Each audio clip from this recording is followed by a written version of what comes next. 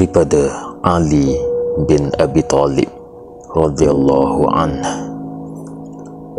bahwasanya kami sedang duduk bersama Rasulullah sallallahu alaihi wasallam di dalam masjid. Tiba-tiba datang Mus'ab bin Umair radhiyallahu anhu dan tiada di atas badannya kecuali hanya sehelai selendang yang bertampung dengan kulit. Tatkala Rasulullah sallallahu alaihi wasallam melihat kepadanya, baginda menangis dan menitiskan air mata kerana mengenangkan kemewahan Mus'ab ketika berada di Makkah dahulu, yakni kerana sangat dimanjakan oleh ibunya dan kerana memandang nasib Mus'ab sekarang, yakni ketika berada di Madinah sebagai seorang muhajirin yang terpaksa meninggalkan segala harta benda dan kekayaan di Makkah. Kemudian Nabi Muhammad sallallahu alaihi wasallam bersabda, bagaimanakah keadaan kamu pada suatu saat nanti?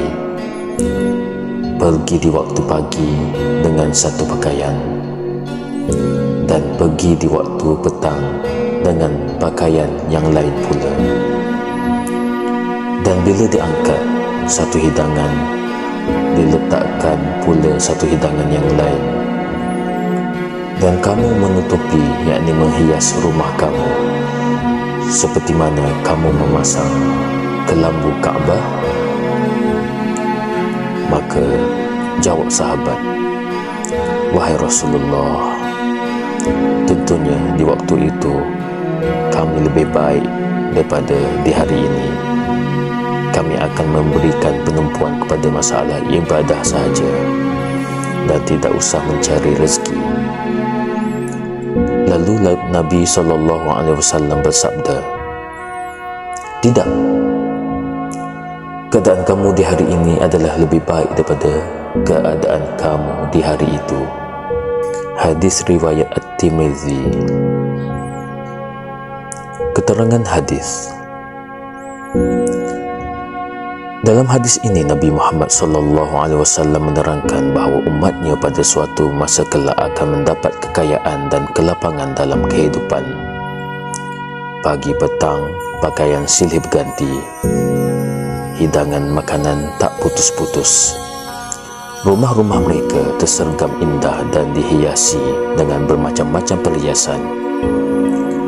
Dalam keadaan demikian, kita juga mungkin akan berkata seperti perkataan sahabat, di mana kalau semuanya sudah ada, maka senanglah hendak membuat ibadah. Tetapi Nabi SAW mengatakan, keadaan serba kekurangan itu adalah lebih baik untuk kita. Yang bermaksud lebih memungkinkan kita untuk beribadah. Kemewahan hidup banyak menghalang seseorang dari berbuat ibadah kepada Allah Subhanahu wa taala.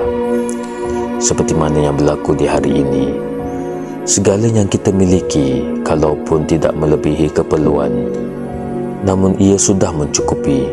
Tetapi bila dibandingkan dengan kehidupan para sahabat Nabi SAW, kita jauh lebih mewah daripada mereka, sedangkan ibadah kita sangat jauh ketinggalan. Kekayaan dan kemewahan yang ada selalu menyibukkan kita dan menghalang daripada berbuat ibadah. Kita sibuk menghimpun harta dan juga sibuk menjaganya, serta sibuk untuk menambahkan lebih banyak lagi harta.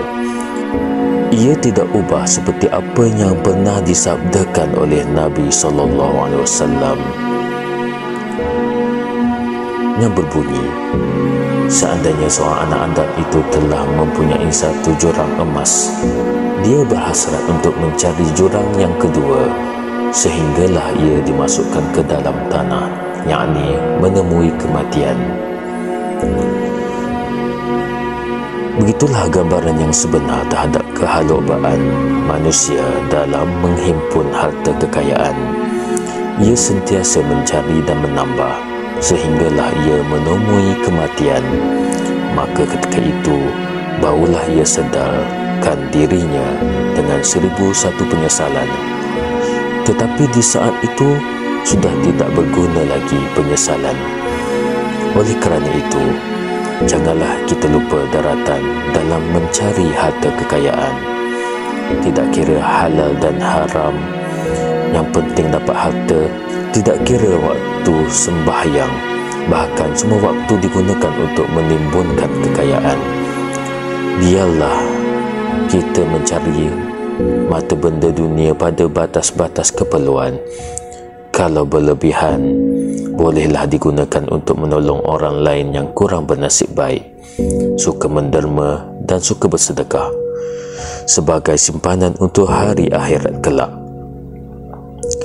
Orang yang bijak adalah orang yang mempunyai perhitungan untuk masa akhiratnya, dan ia menjadikan dunia ini tempat bertanam dan akhirat tempat memetik buahnya.